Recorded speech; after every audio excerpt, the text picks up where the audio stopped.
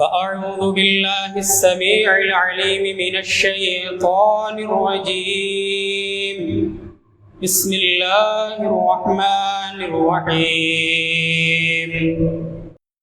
قل هل ننبئكم بالأخسرين أعمالا الذين ضل سعيهم في الحياة الدنيا وهم يحسبون أنهم يحسنون صنعا أولئك الذين كفروا بآيات ربهم ولقائه فحبطت أعمالهم فلا نقيم لهم يوم القيامة وزنا. وقال الله تعالى في مقام آخر: أعوذ بالله من الشيطان الرجيم. وقدمنا إلى ما عملوا من عمل فجعلناه هباء منثورا.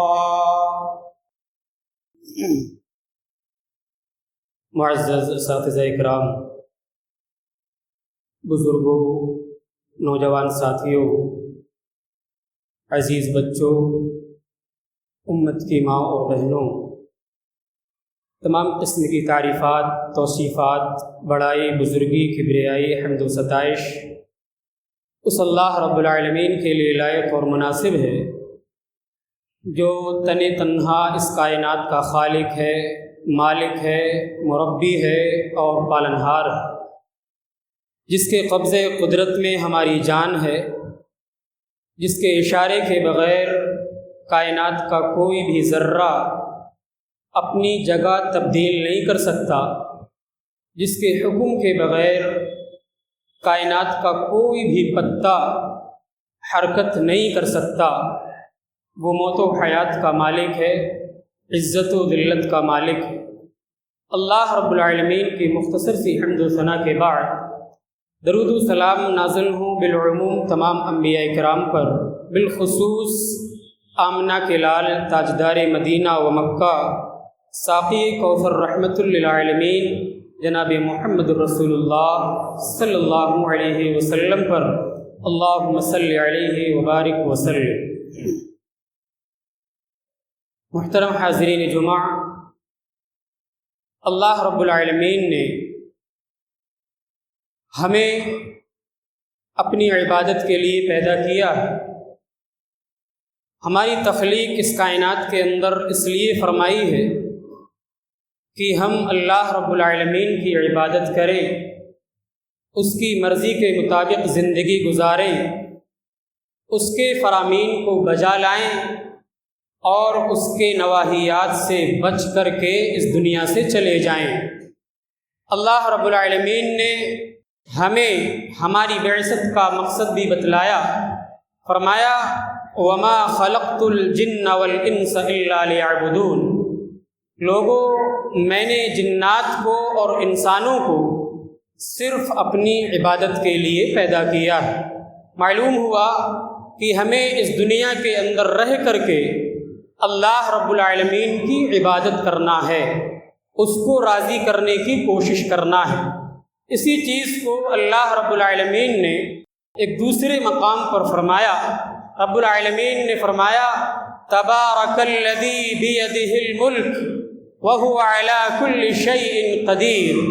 بابرکت ہے وہ ذات جس کے ہاتھ میں بادشاہت ہے، وہ ہر چیز پر قدرت رکھنے والا ہے۔ الذی خلق الموت والحیاۃ لیبلوکم ایکم احسن عملا۔ وہی وہ ذات ہے جس نے موت کو پیدا کیا، جس نے زندگی کو، حیات کو پیدا کیا۔ پیدا کرنے کا مقصد بھی اس کے فوراً بعد بیان فرمایا: لِيَبْلُوَكُمْ أَيُّكُمْ أَحْسَنُ عَمَلًا، تاکہ وہ تم کو آزمائے،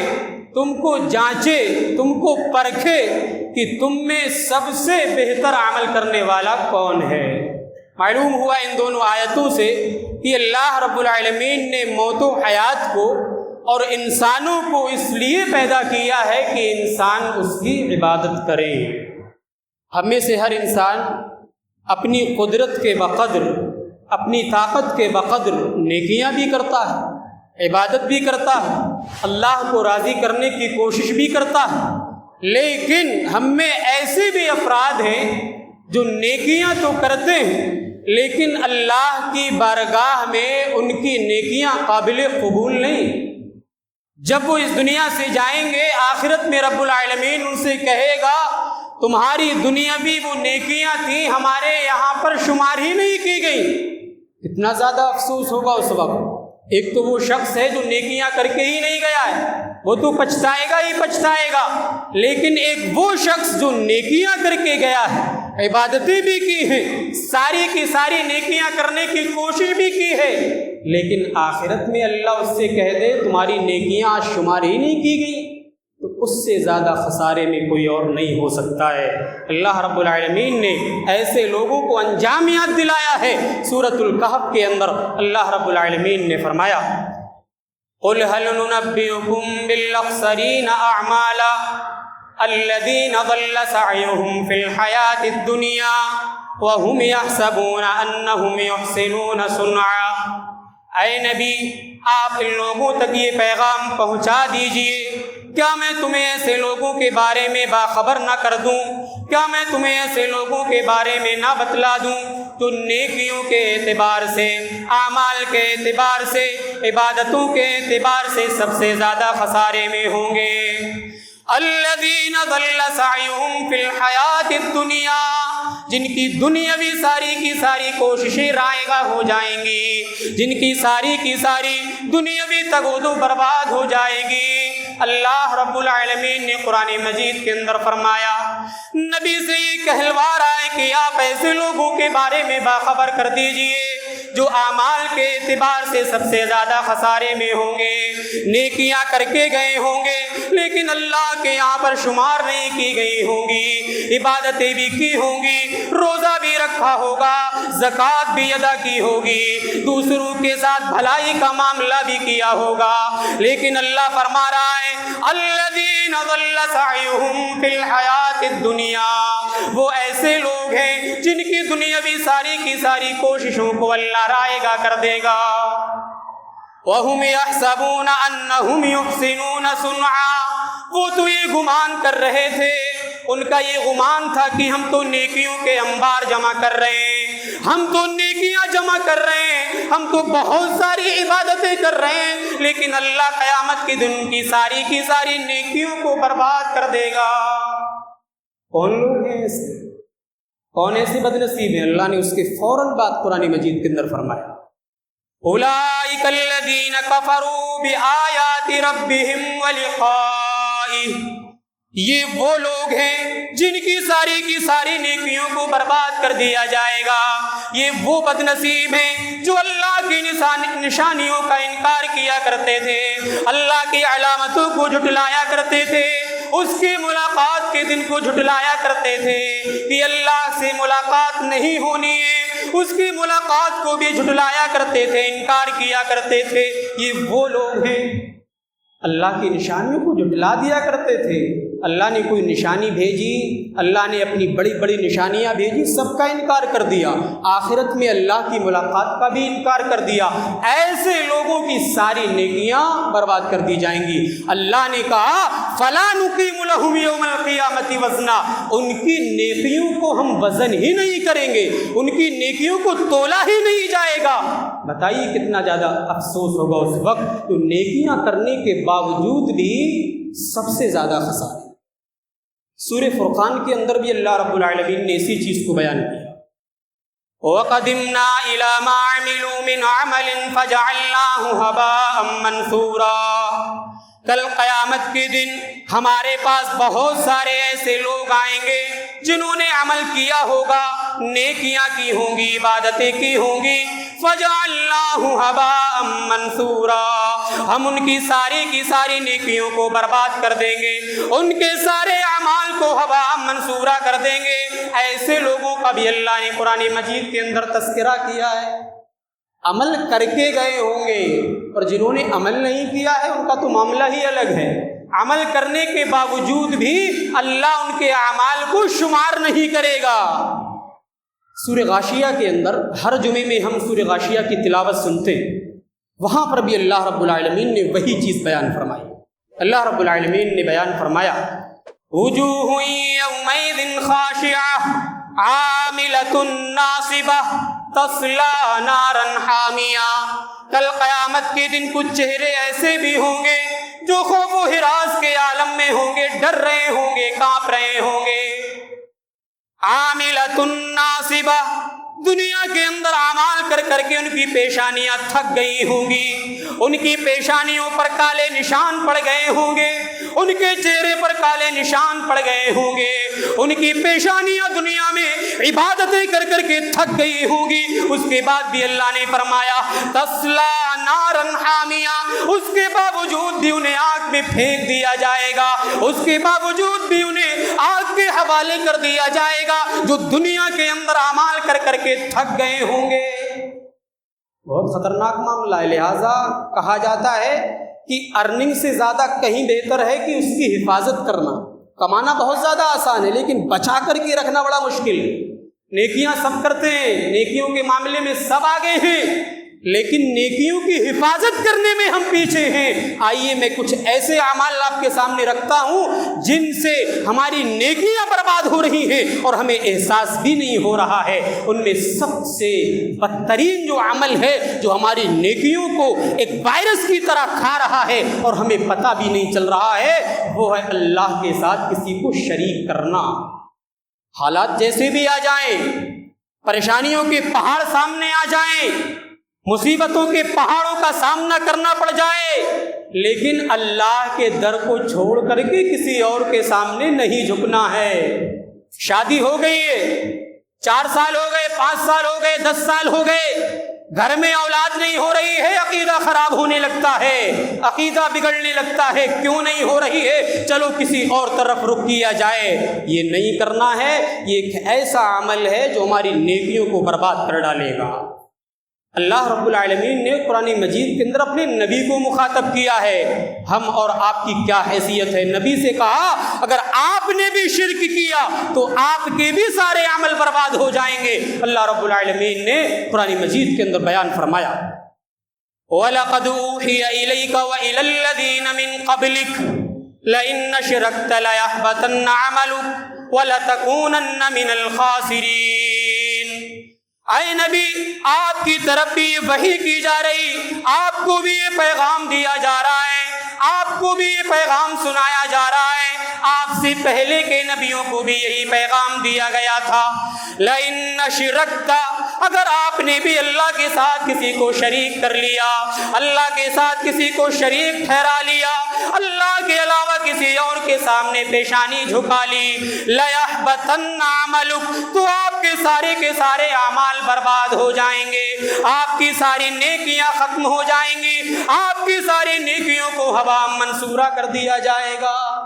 نبی کو مخاطب کیا جا رہا ہے، اگر آپ نے بھی شرک کر لیا یا شرک ہو گیا، نیکیاں ختم۔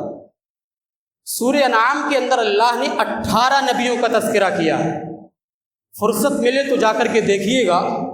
سورہ انعام کے اندر اللہ نے 18 پیغمبروں کا تذکرہ کیا اور اس کے بعد ایک عجیب بات بیان فرمائی۔ اللہ نے فرمایا وَلَوْ أَشْرَكُوا لَحَبِطَ عَنْهُمْ مَا كَانُوا يَعْمَلُونَ، اگر اللہ کے یہ 18 پیغمبر بھی اللہ کے ساتھ کسی کو شریک کر لیتے، اللہ کے ساتھ کسی کو شریک ٹھہرا لیتے، تو ان 18 کے 18 نبیوں کے سارے اعمال برباد ہو جاتے۔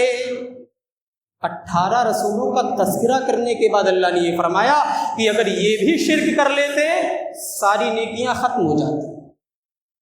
بہت خطرناک معاملہ ہے شرک کا، لہٰذا شرک سے اپنے آپ کو بچانا ہے، ورنہ ہمیں گمان بھی نہیں ہوگا اور ہمارے سارے اعمال برباد ہو جائیں گے۔ ایک دوسری چیز ہے، جن چیزوں پر ایمان لانا ضروری ہے ان میں سے کسی چیز کا انکار کرنا، یہ بھی ایک ایسا عمل ہے جو ہماری نیکیوں کو برباد کر ڈالے، کیونکہ ایک انسان جب کسی چیز کا انکار کرے گا تو دائرے اسلام سے خارج ہو جائے گا، اور جو دائرے اسلام سے خارج ہو جائے گا اس کی کوئی بھی نیکی قابل قبول نہیں ہوگی۔ اللہ رب العالمین نے قرآن مجید کے اندر بیان فرمایا کہ کافروں کی کوئی بھی نیکی اللہ کے یہاں کوئی بھی حیثیت نہیں رکھتی ہے۔ اللہ نے فرمایا ان الذین کفروا وماتوا وهم کفار فلن يقبل من احدهم ملء الارض ذهبا، جن لوگوں نے اللہ کا انکار کیا ہے، جن لوگوں نے اللہ کے پیغمبروں کا انکار کیا، جس نے اس کی کتابوں کا انکار کیا، جس نے اس کی ملاقات کا انکار کیا ہے، جس نے اس کی اچھی بری تقدیر کا انکار کیا ہے، اور اسی حالت میں وہ مر جاتا ہے، اسی حالت میں وہ دنیا سے چلا جاتا ہے، اللہ نے فرمایا فَلَن يُقْبَلَ مِنْ أَحَدِهِمْ مِلْءُ الْأَرْضِ ذَهَبًا، تو ان کافروں کی کوئی بھی نیکی قابل قبول نہیں ہوگی، گرچہ یہ ایک پہاڑ بھی اللہ کے راستے میں، سونے کا ایک پہاڑ بھی اللہ کے راستے میں خرچ کر دیں، اس کے باوجود بھی اللہ کی نگاہ میں ان کی نیکی کی کوئی بھی حیثیت نہیں۔ لہذا اللہ کا انکار کرنے والے، اس کی ساری کی ساری چیزوں کا انکار کرنے والوں کی کوئی بھی نیکی اللہ کے یہاں قابل قبول نہیں ہے۔ لہذا ساری چیزوں پر ایمان رکھنا ضروری ہے، کسی چیز کا انکار کیا تو نیکیاں برباد ہو جائیں۔ زمانے جاہلیت میں ایک شخص تھا ابن جدعان نام کا، بڑا سخی تھا، بڑا فیاض تھا، لوگوں کو کھانا کھلایا کرتا تھا، پلایا کرتا تھا، صلہ رحمی کرتا تھا۔ شارحین حدیث لکھتے ہیں کہ کھانے کی اتنی بڑی بڑی دیگیں پکوایا کرتا تھا کہ کھانا نکالنے کے لیے سیڑھیاں لگانا پڑتی تھی، اتنا سخی اور فیاض تھا۔ حضرت عائشہ رضی اللہ تعالی عنہا نے اللہ کے رسول صلی اللہ علیہ وسلم سے سوال کر لیا، یا رسول اللہ ابن جدعان کان فی الجاہلیہ، اے اللہ کے رسول ابن جدعان کا کیا معاملہ ہے؟ اے اللہ کے رسول وہ زمانے جاہلیت کا ایک شخص تھا، وہ بڑا سخی ہے، بڑا فیاض ہے، اس کا کیا معاملہ ہے؟ یصل الرحمہ، وہ بڑا صلہ رحمی بھی کرتا ہے، وَيُطْعِمُ الْمِسْكِينَ، اور مسکینوں کو کھانا بھی کھلایا کرتا ہے، بڑا سخی ہے، بڑا فیاض ہے، لوگوں کو کھانا بھی کھلایا کرتا ہے، رشتہ داریوں کو جوڑنے کا کام بھی کرتا ہے۔ فَهَلْ ذَاكَ نَافِعُهُ، اے اللہ کے رسول کیا اس کا یہ عمل اس کو کل قیامت کے دن فائدہ دے گا؟ حضرت عائشہ سوال کر رہی ہیں، اللہ کے رسول کیا یہ عمل یہ جو کر رہا ہے، سخاوت کر رہا ہے، فیاضی کر رہا ہے، کیا قیامت کے دن اس کا یہ عمل اس کو فائدہ دے گا؟ اللہ کے رسول نے فرمایا لا ينفعه، اس کا یہ عمل ہرگز اس کو کل قیامت کے دن فائدہ نہیں دے گا، کیونکہ آج تک اس نے اپنی زندگی میں یہ نہیں کہا رب اغفر لی خطیئتی یوم الدین، یہ قیامت کے دن پر بھی ایمان نہیں رکھتا ہے، یہ اللہ کو بھی نہیں مانتا ہے، یہ رسول کو بھی نہیں مانتا ہے، گرچہ یہ سخاوت و فیاضی کا کام کرتا ہے، صلہ رحمی کرتا ہے، نیکیاں کرتا ہے، لیکن اللہ پر اس کا ایمان مضبوط نہیں ہے، قیامت کے دن پر اس کا ایمان مضبوط نہیں ہے، لہذا اس کا کوئی بھی عمل اس کو فائدہ نہیں دے گا۔ معلوم یہ ہوا کہ اگر ہم میں سے کوئی شخص منکر ہے، انکار کرتا ہے، تو اس کی کوئی بھی نیکی قابل قبول نہیں ہوگی۔ ایک تیسری چیز بڑی عجیب ہے، ریاکاری کرنا۔ انسان نیکیاں کرتا ہے، اس کے اندر خلوص کا باقی رہنا بڑا مشکل ہے۔ انسان نیکیاں کرتا ہے، کہیں نہ کہیں اس کا مقصد یہ بھی ہوتا ہے کہ دنیا میں شہرت مل جائے، دنیا میں عزت مل جائے، دنیا میں نام ہو جائے، پرچار ہو جائے، میرے نام کے اشتہار چھپ جائیں، کہیں نہ کہیں اس کے دل میں یہ چیز پائی جاتی ہے۔ یاد رکھیے گا، اگر کوئی بھی نیکی ہم لوگوں کو دکھلانے کے لیے کرتے ہیں، اس میں ریاکاری پائی جاتی ہے، تو کل قیامت کے دن اللہ دھتکار دے گا، جاؤ آج میرے پاس تمہارا کوئی بھی بدلہ نہیں۔ اللہ کے نبی جناب محمد رسول اللہ صلی اللہ علیہ وسلم نے ایک حدیث کے اندر بیان فرمایا، اِنَّا خَوْفَ مَا خَافُ عَلَيْكُمُ الشِّرْكَ الْأَصْغَرَ، اے صحابہ مجھے تمہارے سلسلے میں سب سے زیادہ جس چیز کا خوف ہے وہ شرک اصغر ہے، کہیں ایسا نہ ہو تم شرک اصغر میں مبتلا ہو جاؤ، تمہارے اندر شرک اصغر داخل ہو جائے اور تمہیں پتہ بھی نہ چلے۔ صحابہ نے کہا اے اللہ کے رسول یہ شرک اصغر کیا چیز ہے؟ اے اللہ کے نبی شرک اصغر کس چیز کو کہا جاتا ہے؟ اللہ کے نبی نے بیان فرمایا الریا، تمہارے اندر ریاکاری آ جائے، تم نیکیاں کرو تو تمہارا یہ مقصد ہو کہ لوگوں میں میرا پرچار ہو جائے، تم نماز اس لیے پڑھو کہ لوگ تمہیں نمازی کہنے لگ جائیں، تم حج اس لیے کرنے جاؤ کہ معاشرے میں تمہیں لوگ حاجی کہنے لگ جائیں، تم زکوٰۃ اس لیے دو کہ تمہیں لوگ سخی اور فیاض کہنے لگ جائیں، یہ ریاکاری ہے، یہ کہیں تمہارے اندر داخل نہ ہو جائے، مجھے سب سے زیادہ اس چیز کے بارے میں خوف ہے۔ بہت عجیب ہے یہ ریاکاری، ریاکاری اگر داخل ہو گئی تو نیکیاں کرنے کا کوئی فائدہ نہیں۔ کل قیامت کے دن اللہ رب العالمین ریاکاری کرنے والوں سے کہے گا یقول اللہ عز وجل لاصحاب ذلک یوم القیامہ اذا اجاز الناس، ریاکاری کرنے والوں سے کل قیامت کے دن اللہ رب العالمین کہے گا جب لوگوں کو وہ بدلہ دے رہا ہوگا، لوگوں کو نیکیوں کا بدلہ عطا کر رہا ہوگا، ایسے ماحول میں اللہ ان لوگوں سے کہے گا جاؤ ان لوگوں کے پاس چلے جاؤ جن کو دکھلانے کے لیے تم نیکیاں کرتے تھے، اذهبوا چلے جاؤ ان لوگوں کے پاس جن کو دکھلانے کے لیے تم نیکیاں کرتے تھے، آج میرے پاس تمہارا کوئی بدلہ نہیں ہے، فَهَلْ تَجِدُونَ عِنْدَهُمْ جَزَاءً، جاؤ دیکھو جن کو دکھلانے کے لیے تم نیکیاں کرتے تھے وہ آج تمہیں کوئی بدلہ دیتے ہیں یا نہیں دیتے، بھگا دیا جائے گا۔ لہذا ریاکاری اپنے دلوں سے نکال کر کے پھینک دیجیے، کوئی بھی نیکی ہو، چھوٹی نیکی ہو، بڑی نیکی ہو، سب کا مقصد اللہ کی رضا ہونا چاہیے، تبھی وہ نیکی قابل قبول ہے، ورنہ کل قیامت کے دن نیکیاں کرنے کے باوجود بھی بھگا دیا جائے گا اور کہا جائے گا آج تمہارے لیے کوئی جزا نہیں ہے، سزا ہے۔ اللہ رب العالمین نے قرآن مجید کے اندر بھی بیان فرمایا جو ریاکاری کرتے ہیں، دکھلانے کے لیے نمازیں پڑھتے ہیں، لمبے لمبے سجدے کرتے ہیں، لمبے لمبے رکوع کرتے ہیں، ایسے لوگوں کے لیے اللہ نے کہا تباہی ہے، بربادی۔ ایک مشہور سورہ کے اندر اللہ رب العالمین نے فرمایا فَوَيْلٌ لِّلْمُصَلِّينَ الَّذِينَ هُمْ عَنْ صَلَاتِهِمْ سَاهُونَ الَّذِينَ هُمْ يُرَاءُونَ، ہلاکت و بربادی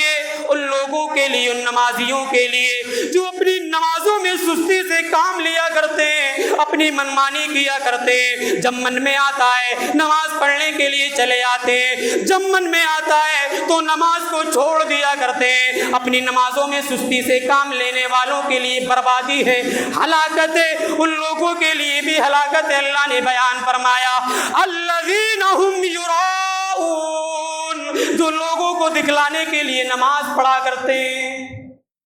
لوگ نمازی کہنے لگ جائیں، لوگوں کی نظر میں ہم نیک کہلانے لگے، اگر یہ چیز ہے تو ایسے نمازیوں کے لیے اللہ نے کہا ہلاکت و بربادی ہے جو نماز پڑھتے ہیں لیکن مقصد یہ ہوتا ہے کہ لوگ ان کو نمازی کہنے لگ جائیں۔ لہٰذا ریاکاری اپنے دلوں سے نکال کر کے پھینکیے ورنہ ہماری نیکیاں برباد ہو جائیں۔ ایک چوتھی چیز بہت خطرناک ہے جس کا تعلق معاشرے کے نوجوانوں سے ہے، بڑی تیزی کے ساتھ یہ چیز داخل ہوتی جا رہی ہے اور ہو چکی ہے، لیکن آج کا نوجوان نہیں سمجھتا، نیکیاں کرتا ہے، رمضان کے مہینے میں بڑی عبادتیں کرتا ہے، تہجد گزار بن جاتا ہے، تلاوت قرآن بھی کرتا ہے، لیکن ایک چیز ایسی پائی جا رہی ہے ہمارے اندر جو ہماری نیکیوں کو برباد کر رہی ہے اور ہمیں پتہ بھی نہیں چل رہا ہے۔ وہ کیا ہے؟ خلوت میں گناہ کرنا، تنہائی میں، سامنے سب نیک ہیں، لوگوں کی نظروں کے سامنے کوئی گناہ نہیں کرتا ہے، سب کا شہرہ ہے، سب کا دبدبہ ہے، فلاں حاجی صاحب، فلاں نمازی صاحب، فلاں وہ صاحب، فلاں وہ صاحب، لیکن تنہائی میں ہم گناہوں سے نہیں بچ پا رہے ہیں۔ تنہائی میں گناہوں سے نہ بچنا یہ نیکیوں کو برباد کرنے کے مترادف ہے۔ ابن ماجہ کی صحیح روایت ہے، حضرت ثوبان رضی اللہ تعالیٰ عنہ بیان کرتے ہیں کہ اللہ کے رسول صلی اللہ علیہ وسلم نے بیان فرمایا لَأَعْلَمَنَّ أَقْوَامًا مِّنْ أُمَّتِي يَأْتُونَ يَوْمَ الْقِيَامَةِ بِحَسَنَاتٍ أَمْثَالَ جِبَالِ التِّهَامَةِ بِيضَاءَ، میں اپنی امت میں سے کچھ ایسے لوگوں کو جانتا ہوں جو کل قیامت کے دن بہت ساری نیکیاں لے کر کے آئیں گے۔ اللہ کے نبی نے مثال دے کر کے سمجھایا، بِحَسَنَاتٍ أَمْثَالَ جِبَالٍ تِہَامَةِ بِيضَاء، جو ایک بہت بڑے پہاڑ کے مانند نیکیاں لے کر کے آئیں گے۔ بہت نیکیاں ہوں گی۔ پہاڑ کتنا بڑا ہوتا ہے، پہاڑ کی مثال اللہ کے نبی نے دی۔ بہت ساری نیکیاں، روزہ، نماز، حج، زکوٰۃ، ایک دوسرے کی خیر خواہی، تعاون، بہت نیکیاں ہوں گی، لیکن معاملہ کیا ہوگا؟ فَيَجْعَلُهَا اللَّهُ هَبَاءً مَنْثُورًا، اللہ ان کی ساری نیکیوں کو ہباء منصورا کر دے گا، برباد کر دے گا۔ نیکیاں تو کی ہوں گی، نمازیں تو پڑھی ہوں گی، عبادتیں تو کی ہوں گی، لیکن اللہ کے نبی بیان فرما رہے ہیں ان کی ساری نیکیوں کو برباد کر دیا جائے گا۔ حضرت ثوبان رضی اللہ تعالیٰ عنہ کہتے ہیں، اے اللہ کے نبی صفہم لنا وجلہم لنا اللہ نکون منہم ونحن لا نعلم، اے اللہ کے نبی ایسے لوگوں کا تذکرہ کر دیجئے، ایسے لوگوں کے بارے میں بتلا دیجئے، کہیں ایسا نہ ہو وہ صفت ہمارے اندر بھی پائی جاتی ہو اور ہمیں پتہ بھی نہ چلے۔ صحابہ اکرام کا جذبہ تھا، کوئی بھی نئی چیز دیکھتے تھے سوال کر لیتے تھے، اللہ کے نبی کہیں وہ صفت ہمارے اندر تو نہیں پائی جا رہی، بتلائیے کون ایسے لوگ ہیں جن کی نیکیوں کو برباد کر دیا جائے گا۔ اللہ کے نبی جناب محمد رسول اللہ صلی اللہ علیہ وسلم نے ایسے موقع سے بیان فرمایا، اما انہم واخوانکم ومن جلدتکم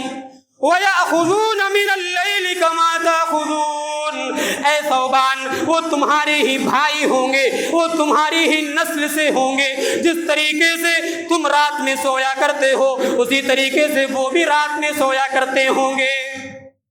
ایک معاملہ سب سے الگ ہوگا جو نیکیوں کو برباد کر رہا ہے، وَلَكِنَّ أَخْوَامٌ إِذَا خَلَوْا بِمَحَارِمِ اللَّهِ انْتَهَكُوهَا، ایسے لوگ ہوں گے وہ جو تنہائی میں جاتے ہوں گے تو اللہ کی حرام کردہ چیزوں سے نہیں بچ پاتے، ان کی ساری نیکیوں کو برباد کر دیا جائے گا۔ آج ہم جائزہ لیں، معائنہ کر لیں، ہمارا نوجوان موبائل میں کس طریقے سے بزی ہے۔ رات کی تنہائی ہے، بند کمرہ ہے، رات کی تاریکی ہے، تنہائی ہے، موبائل ہے، نیٹ ہے، سب کچھ ہے، انسان کا عقیدہ ڈگمگا جاتا ہے، انسان کا ایمان خطرے میں پڑ جاتا ہے۔ اگر ایسے ماحول میں، ایسی کنڈیشن میں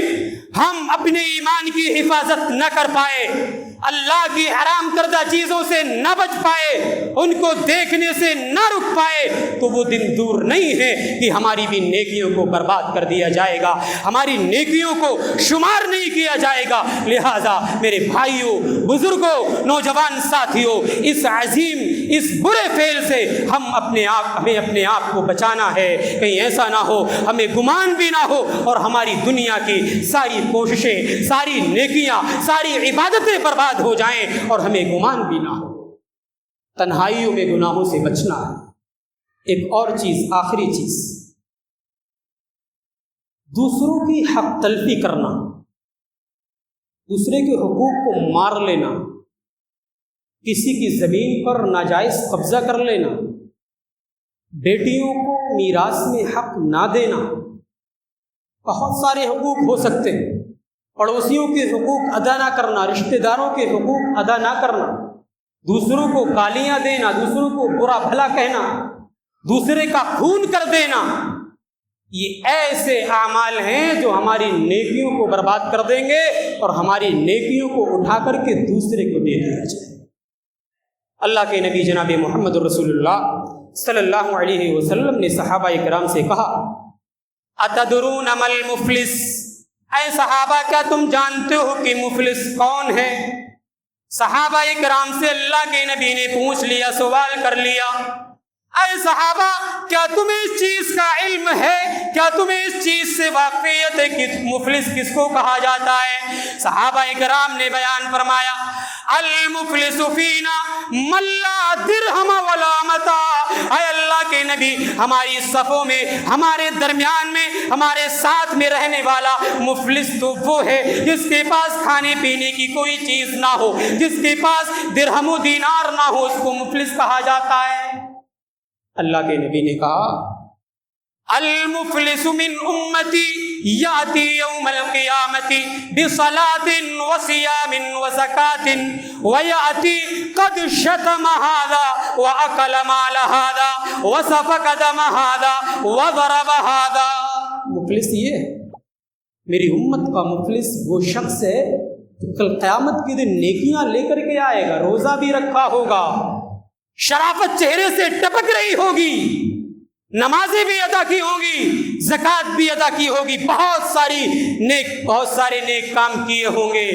لیکن ساتھ میں کیا کیا ہوگا؟ دوسرے کا مال ہڑپ لیا ہوگا، دوسرے کو گالی دی ہوگی، کسی کا خون بہا دیا ہوگا، کسی پر الزام لگا دیا ہوگا۔ یہ ایسا مفلس ہے کہ اس کی ساری نیکیوں کو اٹھا کر کے مظلوم کو دے دیا جائے گا۔ فَيُعْتِي هَذَا مِنْ حَسَنَاتِهِ وَهَذَا مِنْ حَسَنَاتِهِ، اس کی ساری نیکیوں کو اٹھا کر کے مظلوم کو دے دیا جائے گا۔ لہٰذا ضرورت اس بات کی ہے کہ ہم نیکیاں کرنے کے ساتھ ساتھ اپنی نیکیوں کی حفاظت بھی کریں، دوسروں کو گالی نہ دیں، معاشرے میں گالی کا ماحول پیدا نہ کریں۔ آج ہم اپنے بچوں کی تربیت بھی نہیں کرنا چاہتے، ہم اپنے بچوں کی اصلاح بھی نہیں کرنا چاہتے۔ گلیوں سے گزر جاؤ، محلے سے گزر جاؤ، بچوں کی زبان پر گالیاں ہیں، وہ باتوں سے زیادہ گالیاں دیتے ہیں۔ آج کا نوجوان بات بھی کرتا ہے تو گالی سے بات کرتا ہے، اس کی زبان پر گالی چڑھی ہوئی ہے، اس کی ذمہ دار ان کے والدین ہیں، معاشرے کے بزرگ ہیں، معاشرے کے نوجوان ہیں۔ کیوں ہم نے اپنے بچوں کی تربیت نہیں کی؟ ہمارا بچہ جب ہمارے ہاتھ سے نکل جاتا ہے گالیاں بھی دیتا ہے، دوسرے کے خون بھی کرتا ہے، دوسروں پر الزام بھی لگاتا ہے، اور خالی اوقات میں محلوں میں کھڑے ہو کر کے، چوراہوں پر کھڑے ہو کر کے، دکانوں پر کھڑے ہو کر کے ایک دوسرے کی غیبت بھی کرتا ہے، الزام بھی لگاتا ہے، چغلی بھی کرتا ہے۔ یاد رکھیے گا جس کے اندر بھی یہ ساری برائیاں، ساری خرافاتیں، سارے سیئات پائے جائیں گے، اللہ کے نبی کہتے ہیں اس کی ساری نیکیوں کو اٹھا کر کے مظلوم کو دے دی جائیں گی۔ لہٰذا ان سارے کے سارے برے اعمال سے اپنی حفاظت کرنا ہے، اپنے آپ کو بچا کر کے رکھنا ہے اور نیکیاں کرنا ہے۔ نیکیاں کرنے کے ساتھ ساتھ اپنے نیکیوں کی حفاظت بھی کرنا ہے، اور خاص طور سے جو حضرات نیکیاں کرتے ہیں، جو عبادتیں کرتے ہیں، نمازوں میں آگے رہتے ہیں، اپنے گھروں کے اندر بھی نماز کا ماحول پیدا کریں، اپنے بچوں کی اصلاح کریں، اپنی بیٹیوں کی اصلاح کریں۔ معاشرہ بد سے بدتر ہوتا چلا جا رہا ہے، سماج کے اندر عجیب عجیب قسم کے فتنے قائم ہو رہے ہیں، معاشرے کے اندر عجیب عجیب فتنے ہماری آنکھوں کے سامنے آ رہے ہیں۔ کبھی ارتداد کا فتنہ آتا ہے تو کبھی کسی اور قسم کا فتنہ ہماری آنکھوں کے سامنے نمودار ہوتا ہے۔ ذمہ دار ہم ہیں، ہم نے اپنے بچوں کی تربیت نہیں کی، ہم نے اپنی اصلاح نہیں کی، اپنی بیٹیوں کی اصلاح نہیں کی، ان کو دینی تعلیم سے آراستہ پیراستہ نہیں کیا، ان کو دینی تعلیم سے لیس نہیں کرایا۔ نتیجہ یہ ہو رہا ہے ہماری مسلم بچیاں، ہمارے مسلم بچے ارتداد کا شکار ہوتے ہوئے آ رہے ہیں۔ لہٰذا اپنی اصلاح کے ساتھ ساتھ اپنے بچوں کی اصلاح کی بھی فکر ہمیں کرنا ہے، گھر کی اصلاح ہمیں کرنا ہے، اپنی بیوی کی اصلاح ہمیں کرنا ہے، اپنی بیٹیوں کی، اپنے بچوں کی، اپنے نوجوانوں کی، اپنی بہنوں کی، اپنی ماؤں کی، سب کی سرکشا اور سب کی حفاظت اور سب کی تعلیم و تربیت کا بندوبست ہمیں کرنا ہے۔ لہٰذا ایکٹیو ہو جائیے، وہ دور چلا آ رہا ہے، ہمارا ایمان خطرے میں ہے، اپنے ایمان کو بچا کر کے رکھنا بڑا مشکل ہوتا جا رہا ہے۔ لہٰذا ضرورت ہے دینی تعلیم سے آراستہ و پیراستہ ہونے کی، قرآن کو پڑھنے کی، اس کو سمجھنے کی، نیکیاں کرنے کی، میدان عمل میں